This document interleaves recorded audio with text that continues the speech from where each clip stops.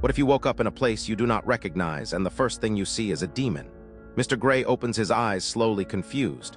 Where am I? What happened? The last thing I remember is he says before a demon interrupts him. The demon laughs and says, "Welcome to your nightmare, Mr. Gray. You have been a tricky one trying to kill the devil. You must be very ambitious." Mr. Gray stares at him without fear and says, "You think this is a game? Think again, demon. This is not my nightmare, it is yours." Mr. Gray suddenly wakes up. A teenage girl around 19 is staring at him. Without looking at her, he says, "Can you stop staring at me?" She jumps in shock and apologizes. Mr. Gray asks what happened. She explains he appeared out of nowhere with a mask, a scroll, a sword, and a bag. Mr. Gray whispers Oracle. The girl reacts, asking if he knows her and where she is. Mr. Gray replies Oracle is dead. The girl is shocked and asks if he is joking. He says he is not the joking type.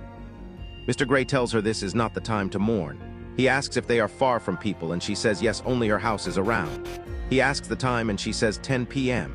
He says good, there is still time, and tells her to stay inside. Hours later, Mr. Gray struggles to cast a spell but keeps failing. The girl watches and tells him he is doing it wrong, correcting him.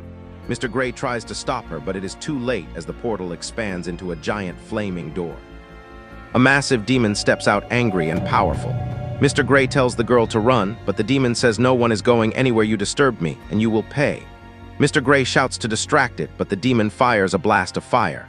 Mr. Gray blocks it with his sword and magic, but is pushed back into smoke and flames. The demon turns away thinking he is dead, and looks at the girl saying it has been long since it has eaten a girl.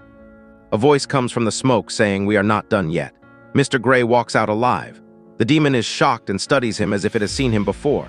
It says it cannot be. Mr. Gray tells it to hand over the girl, but she steps forward saying she is not just a girl, she is already dead, and says her name is Sister. The demon summons hounds, but Sister fights them using her spiritual power, dominating them easily. The demon attacks Mr. Gray, but suddenly everything goes dark.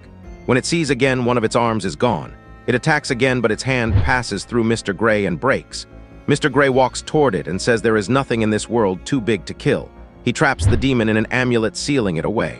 Silence returns.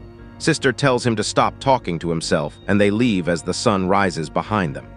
As they walk, Mr. Gray mentions the dead man she was burying. Sister says she hopes he forgets. Mr. Gray replies in a low voice, "Nope," as they continue walking forward.